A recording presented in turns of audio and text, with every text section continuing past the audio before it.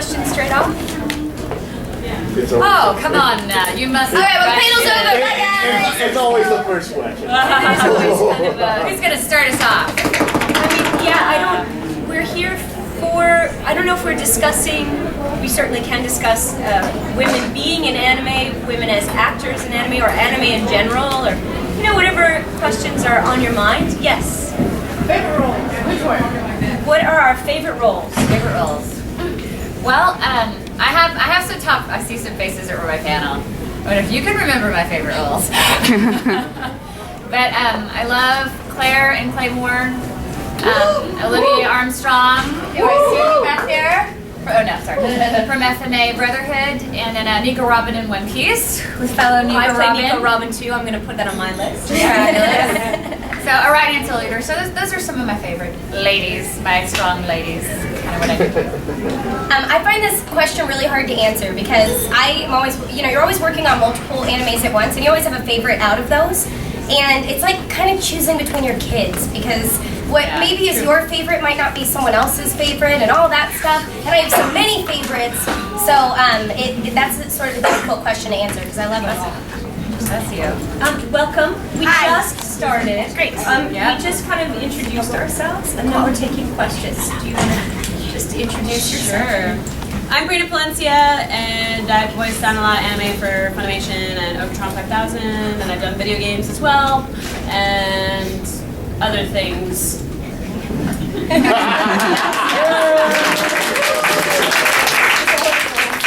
I'm Carly Mosier. I also work for Funimation and Sentai Filmworks and other stuff. And I've done a bunch of anime, so awesome. Is some of your favorite roles? I love playing Amelia in Slayers, and Yukino in His and Her Circumstances. I think she's kind of someone who we all are. A bit of that. She goes from, 0 to 10 in sometimes a second. And I think we all are capable of that, so it was super fun to play her. Nana, 7 of 7, I played all 8 Nanas, and it was kind of nice to have all your personalities out front when I think most of us keep most of our personalities hidden. Or maybe we should, I don't know. I have a lot of standouts. The one that's the most sentimental to me is Natsuki in Summer Wars, because that feature is all about her connection with her grandmother, and I had a very close relationship with my grandmother, and she had passed away a year before we dubbed the film, and so I dedicated my performance to her. So that one will always have a very sentimental, mark in my heart. And yeah, it's nice. It's a really great movie. If any of you guys have not seen it, you should definitely go see it, especially if you like your grandma at all. You will cry. And I love CL and Black Butler. I love Chopper in One Piece. I love Tamama. I love Holo and Spice Wolf.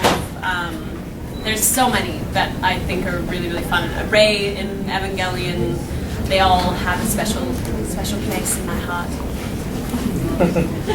I always give my standard answer of they're all your children and you can't have a favorite child.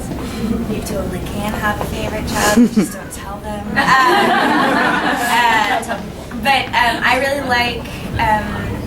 really liked being in Shin-chan because I was a fan of Shin-chan before I was cast, and Astria in Heaven's Lost Property is really stupid and that's really fun to play. I don't get to do comedy very often, so that's really nice.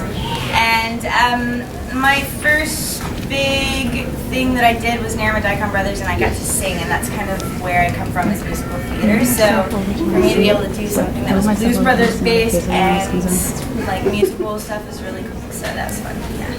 Yeah. So, my favorite children. Yeah. Good children. Me? Oh, this one's for Stephanie. Oh. While doing Claymore, like the final fight scene in the last episode, like what was the hardest part of that? All of it. With this one, this is Priscilla, if you didn't know that, by the way, in Claymore, Brina. We fight like that all the time. All the time. In fact, it's a good thing she's at the other end of this table. It was a strategic decision on my part. It would get bloody. Yeah. And we don't even, filming that. But, I have to say, it was really hard. It was really tough just emotionally and physically because for those of you that don't know the show, just pretend like you turn into a huge crazy monster and you're trying to keep a hold of yourself and then it just blows up and in a huge battle with your arch enemy. And it was really this one. That happens to me all the time. Don't let the pretty face fool you. No, but it was really tough. But one of the nice things is Monica Rial directed the last part of the show, and she was wonderful. And I'm a singer too. We've got lots of singers up here. And she was really kind about letting me record in little bits instead of a 4-hour session. I couldn't handle all of the screaming and the guttural noises that were happening for 4 hours. So we would even record maybe 20-30 minutes and then take a break, and I would drink, hot tea and honey, and then we would record a little bit. So she gave me little breaks, which was nice because it was just so intense. But any of her moments with Jean were also just heartbreaking. Yeah. But I loved that. I mean, who didn't cry with that last part? Yeah. And Laura Bailey, who voiced the character of Jean, it was, she's a friend, but I got into anime because of Laura. And so it was just this little full circle kind of moment, and it was special. But thank you. It was a good question. With the mohawk?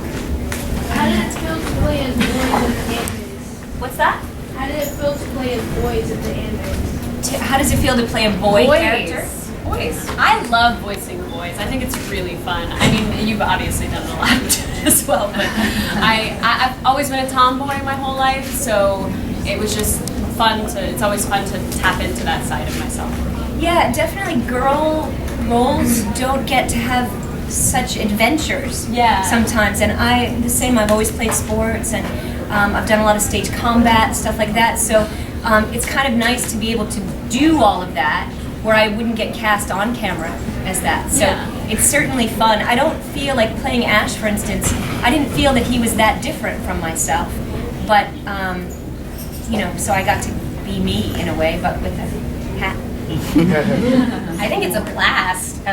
It's really fun. It can be a little difficult, but especially at the beginning when you're first trying to do it. But it's fun, and I got to be very goofy. Not only like a boy, but goofy in a boy, which was even funner because I just laughed half the time because it was ridiculous. I mean, can I really say that? Yeah. So it was very fun.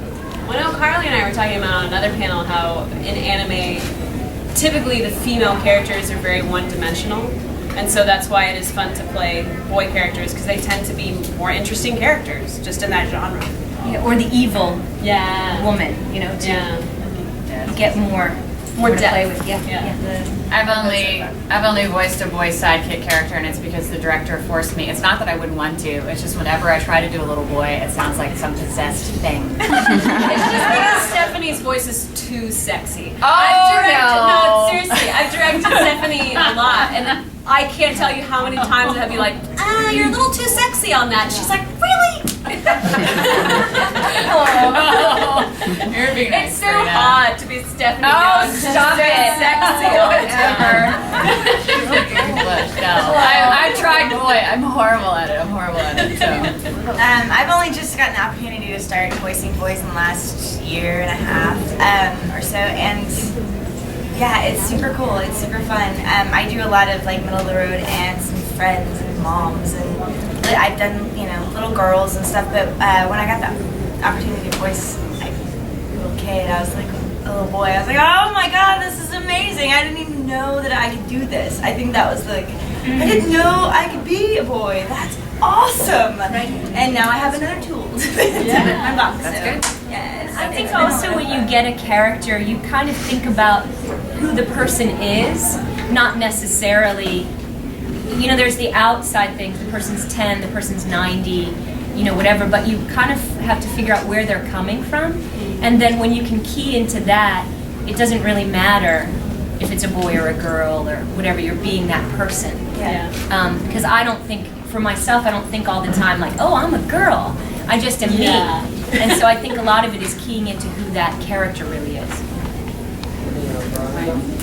Or is that back here. And we got I was wondering, do you feel that the New York voice acting scene or the anime dubbing scene in New York is sort of fading compared to the Texas and California anime dubbing?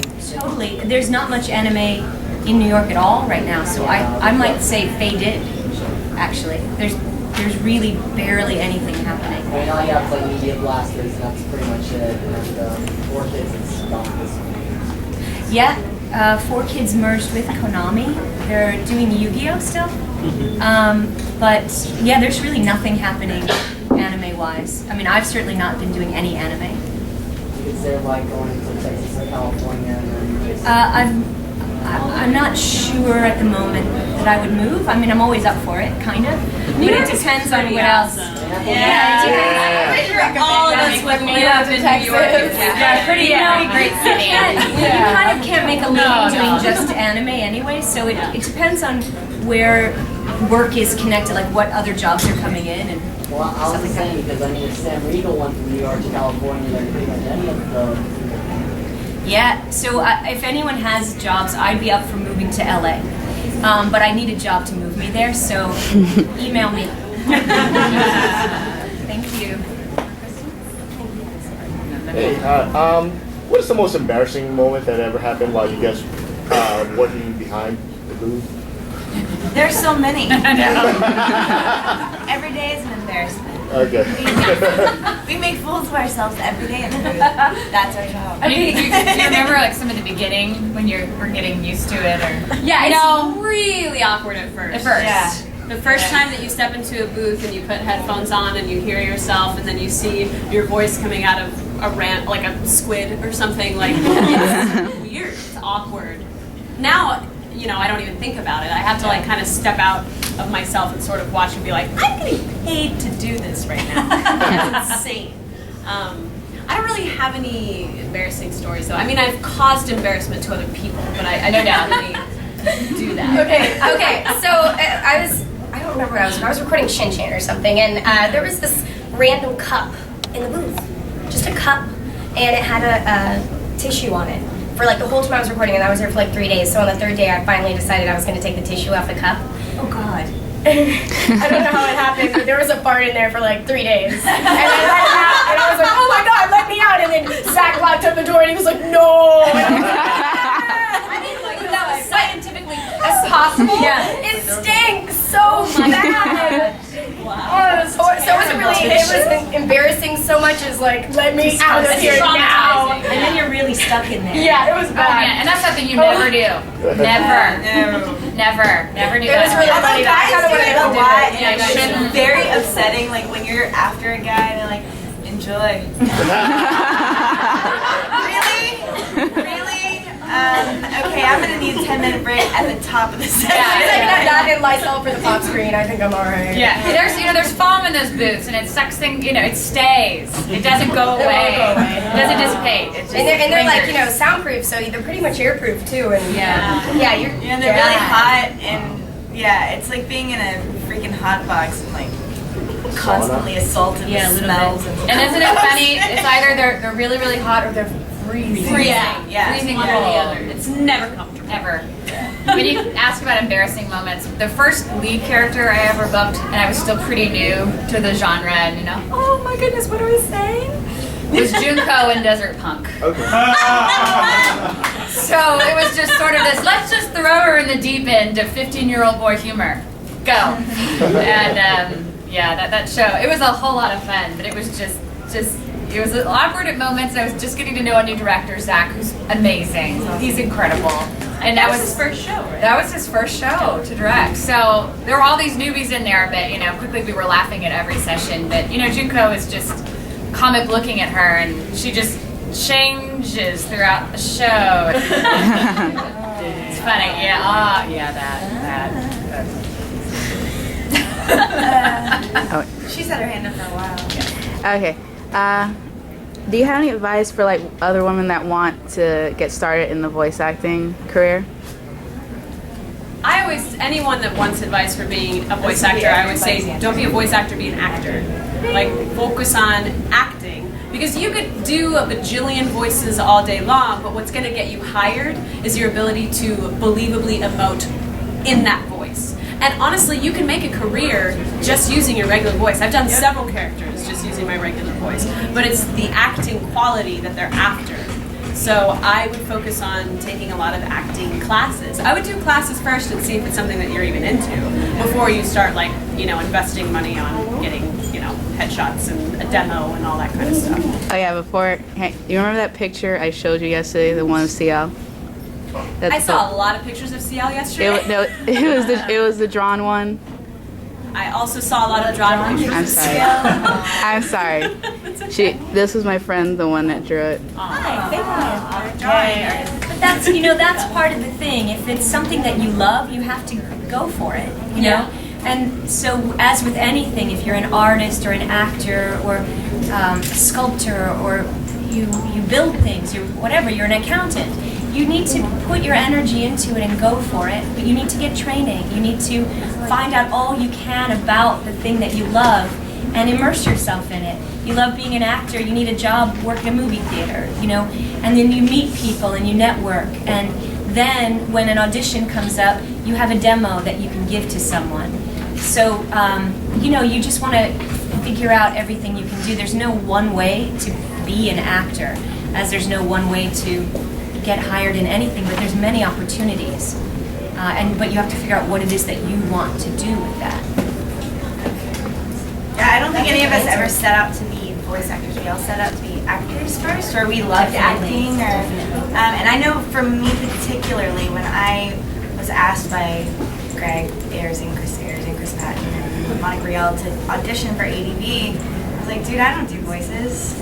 I don't do impressions. That's not my thing. I mean, I can do accents, but that's it. And they're like, no, we don't need people that can do voices. We need people that can act. And you've been acting since you were, well, probably since I was born, out of the womb. So, yeah, I mean, be an actor. Love being an actor. Embrace being an actor, and then it will come. If that's really what you want, just go for it. Improv classes are great. A lot of us study theater, but you certainly don't have to. No. Improv classes, and just practice your cold reading if that's not something that comes naturally, because usually that's what you'll do is cold read. Yeah. When you get in a booth. In the job, in the audition, everything is And a cold reading, what that means is that you're just looking at the script for the first time and they expect you to read it. So that's every time we go into the booth, we never see the script ahead of time, ever. We walk in, we preview it once, and then we do it. So you have to be able to instantly go into instant belief into whatever you're doing, which acting classes, that's what they're all about, is helping you go into instant belief. And just a little tip, if you've been a fan, which you guys are so amazingly knowledgeable of these stories, which is fantastic. When you go into auditions, don't try to impress directors with your knowledge of an anime, right? And going over the background and telling them all about the show. Hey, no. But going over everything, just go in as an actor and then receive direction and be professional and good to work with.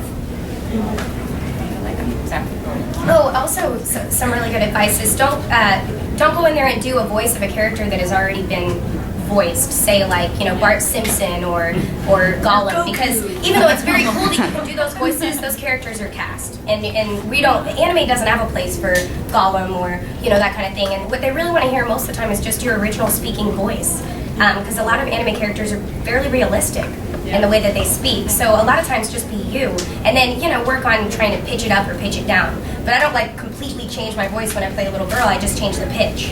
Yeah. And like the, you know. So I am a little girl. You're right. I don't get low. My speaking voice is as low as it goes. That's bottom. It's a cool gravel thing you have there. I love it. That's awesome. I love it. I love it. Someone else picks a new person. In the back, in the blue. Which characters are your favorite? Do you think you relate to the most? Which character would you relate to? It's similar to, I think every character you play, you find some bit of yourself. Yeah. As disgusting as that could be, I suppose. You're right. But you have to find a way to connect, and maybe you discover a part of yourself that you didn't know you had, and that you bring it out.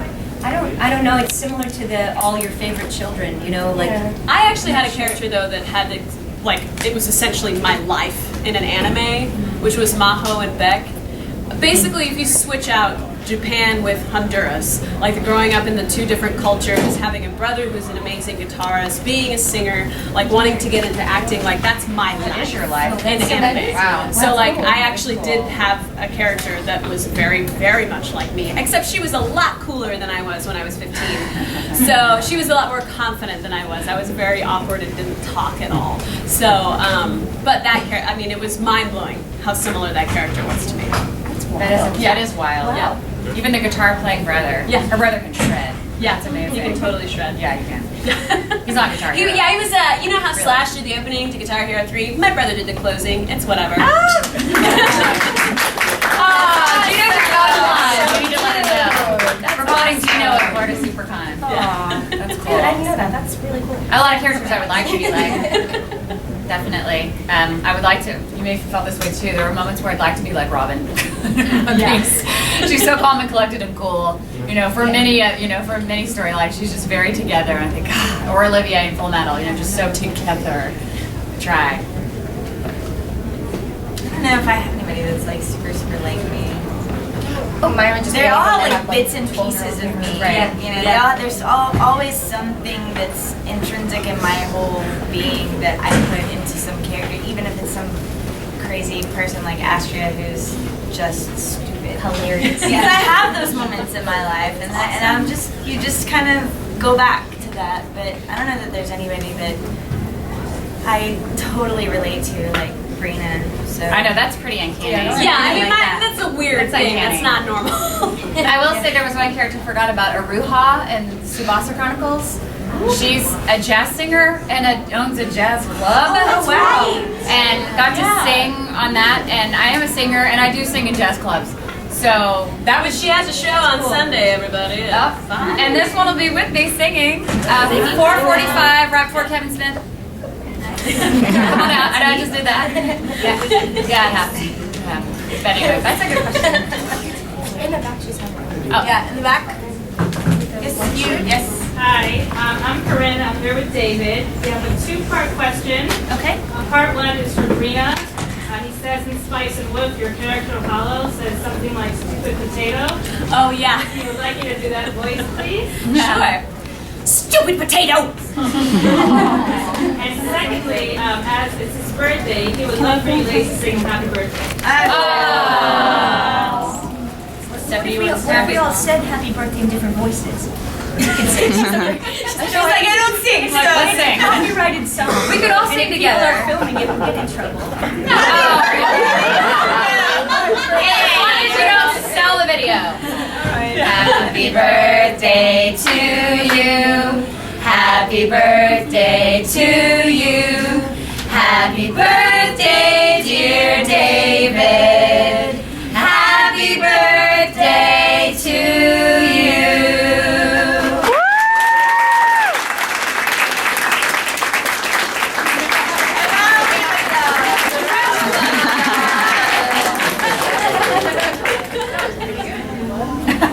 Yeah, we should form a group, you guys. Girl band, she's the harmonizing master. Awful. No, she's awesome. My teacher. I don't know where they are at all. Do you have a question? I don't know. Are you too embarrassed to ask a question? Come on, don't be scared. What is your most embarrassing line in anime?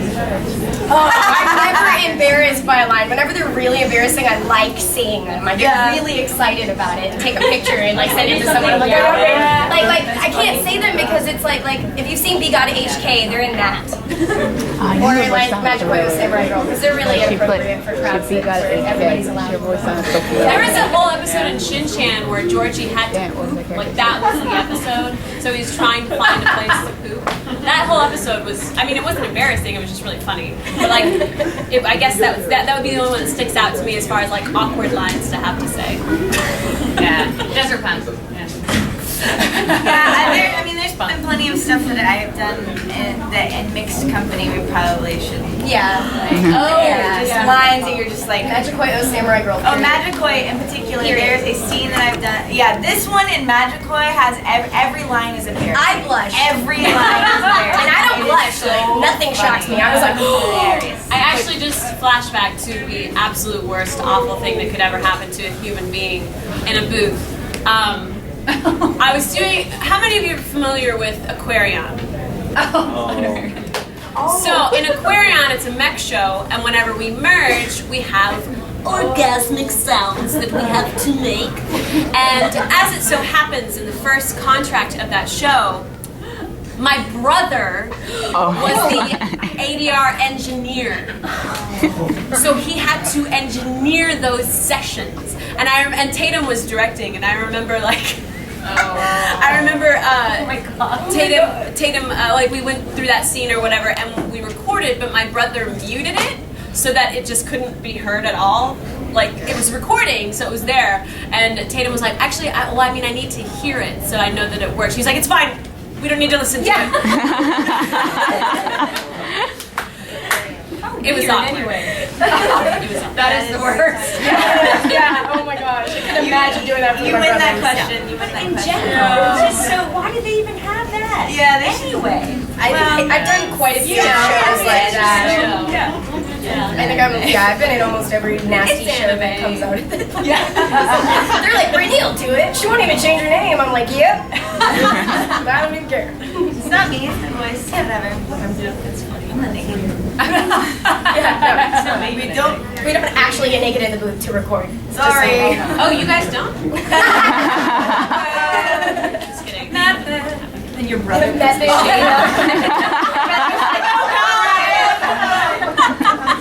I can't see her, I can't hear her. He blindfolds himself. I hope I'm pushing the right button. Space. It's funny. You've had your hand up for a long time in the back. Question? Oh, You're down here and then we'll go. What anime characters would you have liked to voice that you didn't have a chance? Everything that we've ever auditioned for and didn't cast. Yes. Yes. I mean, I think all of us just really like to work and create. And so, yeah, it's always, I mean, as an actor, there's a lot that you don't get cast in. Yeah. So, A lot of rejection and a lot of disappointment. Gotta get used to that. but that you know everyone, you can be happy that they got it, at least, you know? You know it's in good hands. But I don't retain anything like that. You know, a lot of times if I have an audition, I just have to let it go. That's good. Yeah. You have to learn how to do that if you want to be a professional actor. Otherwise, you will commit suicide. Like, seriously. Yeah. You just gotta know you're not right for every part. Like, you're not gonna be right for everyone. You're just not.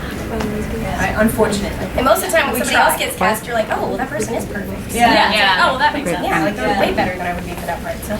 And we know a lot of talented actors, so it's never a disappointment. It's like, oh, that was such a good performance, though. Yeah, I'm always I'm like, really oh, glad they got cast, actually. Yeah, Like, but it's the Lucy actor or it's tough. Monica. I don't care. Like, sure. I think she.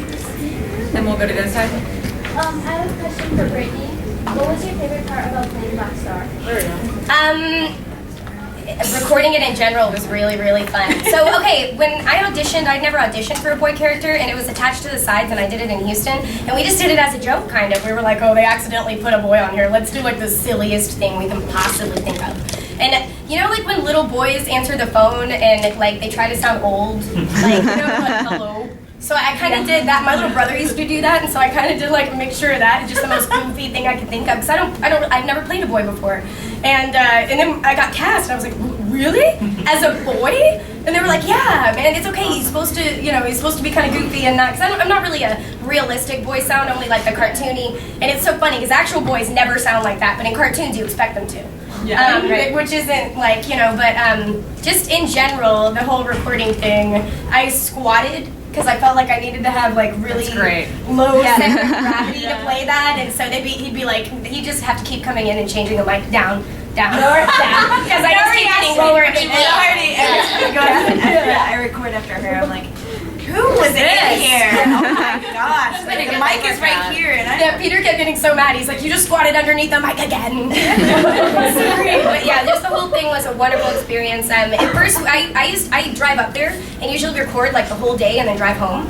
And I tried to do that with this character, but I didn't realize I couldn't record but like 2 hours of it without tasting blood. And so like, 'cause he screams the whole time in like a very bleh, like that, and so it you know, it hurts. But yeah, so we ended up making it to where we could do that character for 2 hours and then any girl character for the rest of the day, but that was it. So, but yeah, it was a good experience altogether.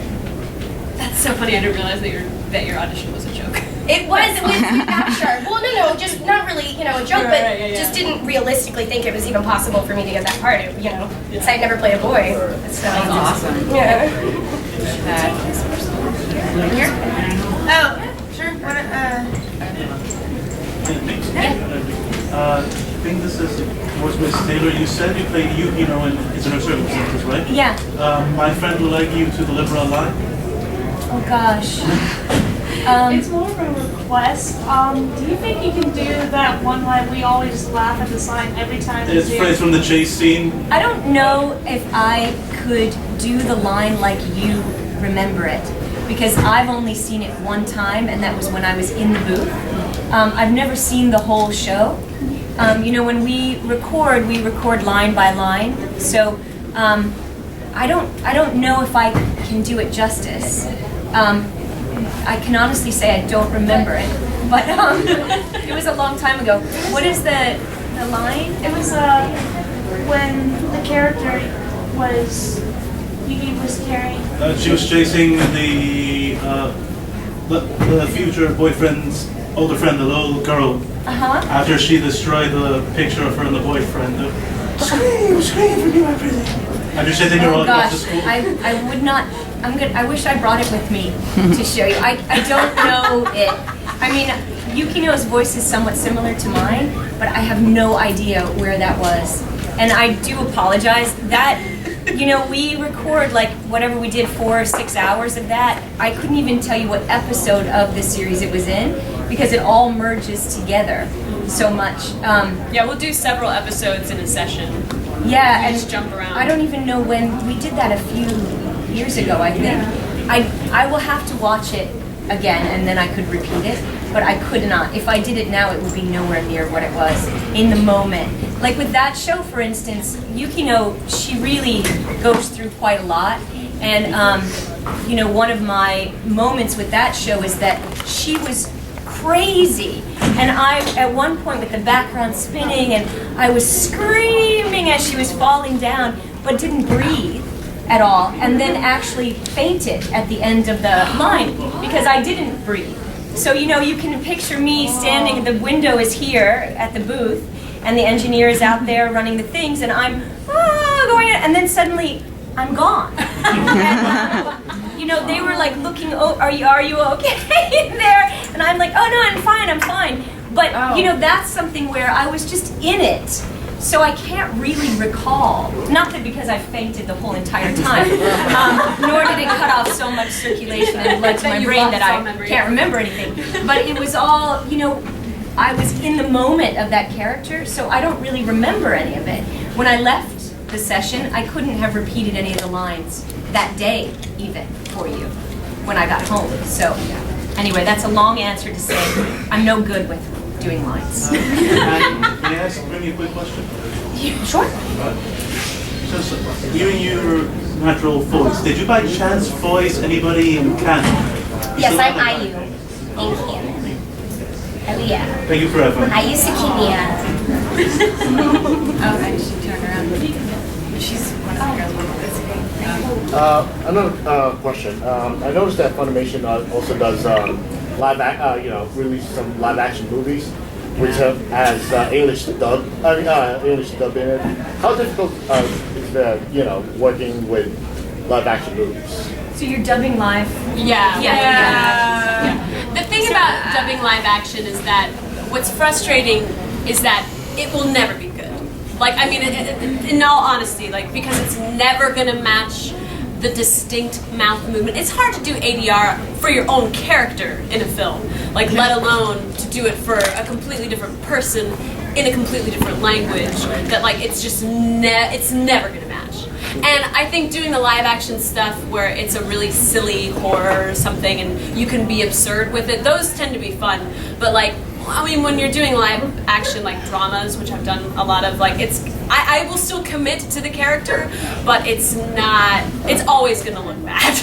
Like I wouldn't watch it. Like I always watch stuff subtitled, like if it's a live action, because it takes me out of it to see. Right. It'd be like watching a film that's it is watching a film that's completely ADR'd. Like you're never gonna be as invested as those actors are. Like if someone else ADR'd my voice in a film that I was in, like I know they weren't in the same emotional spot that I was, because they're in a booth with headphones on. They're not like connecting with that character and like having an emotional breakdown like how I did as the character on set. You know what I mean? Mm-hmm. So I think that's the thing. That's why it's like, like whatever, it's a paycheck. Like it's not exciting like how anime is. I remember we were working on Shinobi, which was the live action version of Basilisk, and same thing. We had already dubbed Basilisk and felt very strongly about that project, and then we go into Shinobi with characters, same-ish characters, and it got so frustrating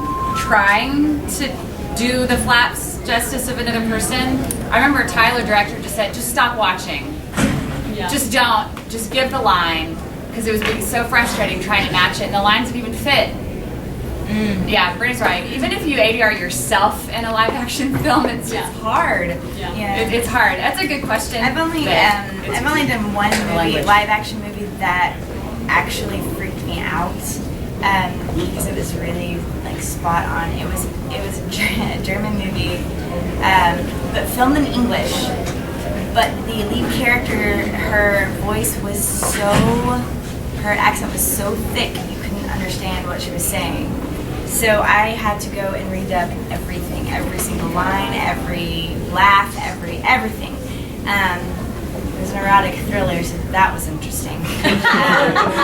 So there were some interesting things, but the weirdest part for me was my voice matched her face so well. I have never seen that, and so when we went back to watch, every time we'd finish, we'd go back and watch and make sure everything was clean, and we would all freak out. Oh my god, it sounds so good. But it's the only time that has ever happened. Usually you're like doing, I do like ninja movies a lot, and so it's like, you're just not going to match. And that's okay, because you kind of expect it to not. Yeah. That's kind of a running joke of, dubbed movies. It's not as much fun. It's good to see you. Right. Yeah. You kind of get used to that. There's a request for Brittany. My friend here would like if you could do like a line in Black Star's voice. Okay, this is my favorite line. Is that Sid's grave? We should piss on it. I'm sorry, it's in the anime. It's not to be. I promise. It's my favorite line. I was like, yes. I get to see this. Boys. Awesome. Boys are funny. And the hat. Do you ladies think ADR directors have changed a lot throughout the years, or is it more show by show? They ask you to do a little more crazy or a little more toned down. That the directors have changed? Yeah, they're guiding the way that the studio works. Like change the way they direct us? Yeah.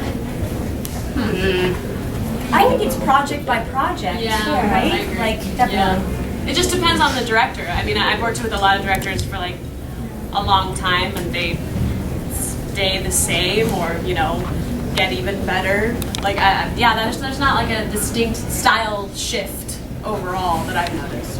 Yeah, they'll shift with the project, or if there's a producer pushing it a certain way. Like some shows we have a lot of leeway with, in terms of not necessarily matching the intonation of the Japanese, and then there's some shows where we try to really honor that, So it probably, like you said, the property kind of guides that.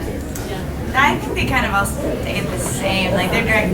I don't know. Like Bevins always has the same style. He has the same things that he says to you in the booth. And then when I talk to other actors, I'm like, oh, he says that to you too. Oh, okay. Yeah. There's Kyle Jones who directed Firebrain and a couple others. He's exactly the same. And he's always like, if something might not fit, he's like, nobody panic, it's okay. and it's with everybody. Like everybody, it's alright, nobody pay. It's alright, and it breaks the tension immediately, and you're like, okay, cool. Everybody's great, but they all kind of have their own. I mean, they're all the same. I mean, it's still the same guy. It's still the same person. So they all have the same things that they say, and they all have the same kind of feel. I think, if anything, they might change with each actor that they work with more than because we're the weirdos. I mean, so you have to. I feel like the directors have to know how to work with the actor in order to get the performance that they want out of you, and so that they definitely would change according to that. But you get used to working with that person, and then you know what they mean before they even say it. So, some people it's more like that, and some people it's kind of like pulling teeth because you're not on the same page, and it's tough. But most of the time they know. Whenever you do a voice, you want people to know that that's you, or you want it to be its own character. Whenever we do a voice, do we want the audience to know it's us, recognize it, or do we want it to disappear into the character? I would rather you not. I think that's the biggest compliment ever is when somebody says, I didn't even know it was you. It's like there's some voice actors that can only do one voice. And sometimes people are hired to do that voice. Just be yourself, or just do that voice like that character you did somewhere else. And it's not always your choice that it doesn't sound so different. Well, and I don't think any of us ever go into a role being like, I sure hope people are thinking about me the entire time. We always want you guys to be immersed in the story, and we don't want to be a distraction. I was talking to someone recently about someone who is a master of their craft typically goes unnoticed. Artists, or we were talking about color correction. Color correction, you shouldn't be able to look at something and be like, oh, I see exactly what they did with the color correction. They upped the blues, they did a little vignette. I like being able to just watch a film and you can't tell at all what they did. I think that's being more a master. And I think that goes into what we were just saying, we don't want to stand out. We want you to be able to just watch it and fall in love with the character the same way that we did. Yeah, your job as an actor is to hopefully morph into these different people. Now, I do have a niche with the lower voice females that I book a lot, but I try and make them different, between your Oliviers and your Robins, both very strong women, but very different. My husband's not an anime fan, and I think the biggest compliment I got, usually I'll make him watch stuff, and I'll be like, what do you think? And he'll be like, sounds like you. That's awesome. And then I took him to a premiere of a show that I did recently, and I went to the restroom at the closing credits of one of the episodes, and I come back, he was like, your name was on the credits twice! He's like, I didn't know you were in there twice, and I was like, he's like, well, who's the other one? And I was like, and it was my boy character, one of my boy characters, and I was like, I play young Rook, which is Greg Ayers' little, and he's like, no idea that was you, and for my husband, who knows me better than anyone else, to say that, I was like, wow, that's just so good. That's super satisfying. So I would nobody wants to be a distraction, because usually that means you're bad. Usually that means you didn't do a good job. You want to fail. I'm trick pony. I mean, I love when I hear people and I'm like, I did not know, Monica sometimes, I'm like, that was you? Wow. Especially now. Because I've known her since I was 15, and I still get surprised because she's so good. Sometimes I can't even tell it's her, and I know her. I still hear Colleen as Luffy and just go, Yeah, that's not you. How is that you? She has such a feminine, beautiful I know, she's voice. so feminine, and she's so classy and relaxed. such a woman. Very. And she gets all scruffy, and then she's like, hey. Yeah. And we've been doing this for years. That's just not how. Wow. It's amazing. That was a good question. She had a question, and for a while. We're very patient. This one's for Brittany. Thank you. Well, when you were doing Be Gotta HK, what was your most hardest and most interesting doing Yamada the lines? When I was doing Be Gotta HK, the most interesting part of playing Yamada. So I would say in a lot of ways I'm like her, but not in the way that, her goal. I don't think I should discuss the goal because there might be children. Yeah, I saw her goal. Like, she aimed high. Very and very unrealistic, but I guess that's what the Japanese think American girls are like. for some reason. They were all really skanky. That's a whole other topic. But yeah, but just playing her in general, it was written so well. I believe Jamie and Mia wrote it. And they wrote it like a real American teenage girl. And it is modeled after an American teenage girl. And so I feel like even in the English version, it almost was more realistic. And, you know, she says things like toads and for sure, and like, you know, and it was just a great experience because the lines were hilarious. And they come up with euphemisms for body parts that I've never heard of in my whole life. And I would take pictures and send them to my fiance. I'm like, dude, I got paid to say this. I got paid to say this line. And I had a blast doing it. And it was really fun because she talks a lot. And so, like, it was connected thoughts. You know, instead of just like you say a line and then you come back 2 episodes later and say a line. Yeah, it was like having a conversation with myself, and then Jeremy's banter back was just hilarious. So it was cool to work with her because we don't usually cast side by side because we do sound similar. And so, but that was fun and it was hilarious. It was a really good show. This is for Stephanie. What was your favorite, part of voicing Olivia Armstrong? And can you please tell me? Sure, I do have a favorite moment. There's a lot of really good ones. Well, okay, 2. No, 1. So basically, when she squirrel, but definitely shiny. But when she's throwing down with Alex, and they're having, I didn't know that moment was coming at all, and I have great respect and love for Mr. Christopher Sabat.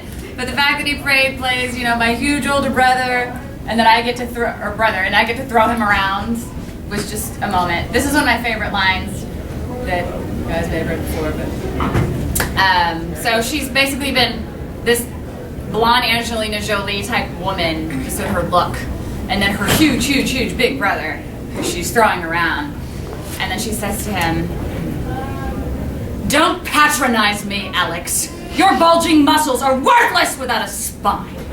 Yeah! Thank you. My favorite line. I remember after that I looked at Mike McFarlane's director and was like, "This is so cool! Yeah. Let's do it again!" Anyway, she had the rabbits, but yeah, she's so great. And then when she just, I forget the day, where she just takes her sword. No, she'll just move so quick and just anyway.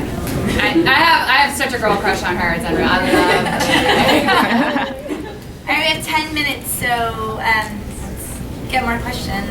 Maybe do some speed round questions. She had her hands up for a while. Who's have a question? Yeah, I wanted to know what was the most memorable experience you've had at a convention? Most memorable experience at a convention. I saw the most best awesome Beetlejuice cosplay last night. Yeah, that was amazing. That was amazing. Have you seen this? Is he here today? Yeah, that was Or did he change it up? He might have. He probably changed it. Yeah, it's amazing. I pranked Tatum a lot. I don't anymore because he never pranks me back, and I feel like a bully if I You're hard to top. Yeah. You're hard to top. So I thought, okay, so like a long time ago, I broke into his house and rearranged his furniture, whatever.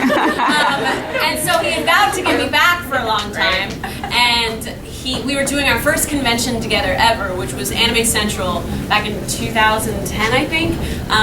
And he had told me he was going to try to get me back at this convention, so I decided to do a preemptive strike. And at opening ceremonies, Tatum has a huge fear of clowns. So at opening ceremonies, I sang "Send in the Clowns," but I rewrote the lyrics to be all about him and how when I broke into his house, I brought clowns with me and that they're still there and they're watching him when he sleeps and stuff like that. So I did that at opening ceremonies, and then he never got me back.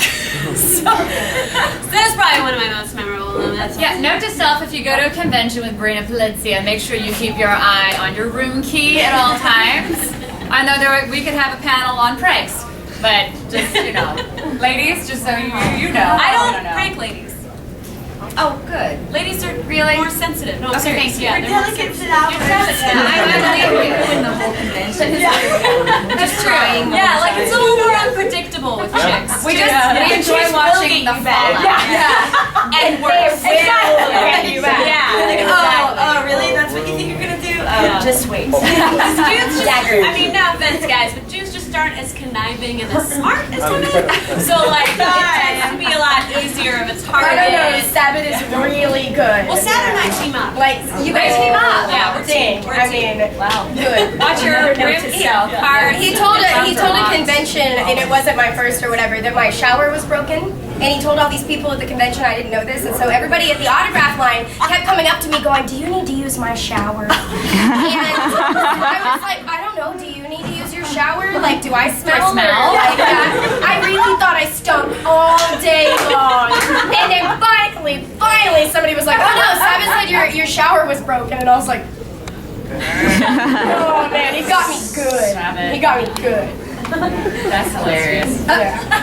Jinx. Well, there was one time that teaming up with Sabbath kind of bit me in the ass because like we had teamed up to prank Ian, and like I was like, well, I don't want to break into Ian's room because I don't like breaking into people's rooms like at conventions because like I don't want them to break into my room. And he was like, no, don't worry about it. I'm the one that got the room key, so like I'm sure he was like, there's no way they're gonna give Ian a chick's room key. Like that's messed up. Like, because we got his room key from the convention, like they were in on it, and I was like, okay. I was like, they're totally gonna come to my room. Don't worry about it. And so I helped him out with Ian's room, and we did. It was pretty cool. We hid all of his luggage and went to like Walmart and bought really cheap clothes and pretended like it was someone else's room, and like we made coffee and stuff, and like we had like notes written in like chick handwriting, and like had like yeah, and like had like a pile of clothes next to the bed with like a romance novel like in the bed, like as if someone else was staying in his room to confuse him.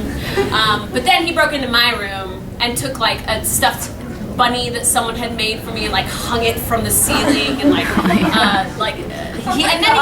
he ended up hiding my luggage, not realizing that all we did was put his luggage behind his like window. Like that's all we did, and he thought that we like had it, and he was like giving me pieces of my luggage like all the time. Like I was just like, dude, how do you not know where your luggage is? I was like, it's in your room, and he was like, no, it's not. I looked. I was like, did you look behind the curtain? Because that's all that you needed to do. But yeah, we eventually sorted it out, and I got my luggage that night at like 5 a.m. Oh my gosh. I was at that convention and remember the next morning after you had gotten into his room, he was just really quiet in the green room. Just not like Ian. And we're like, hey Ian, what's up? Right? He's like, fine. It was really, I mean, it was all, it turned out really awkward. It turned out. I got pranked by Brina Valencia, and I don't think Brina knows that I know. I did? Oh. Yeah, one night y'all were having a party, and I guess everybody was really drunk or something, and I get this text message from Ian.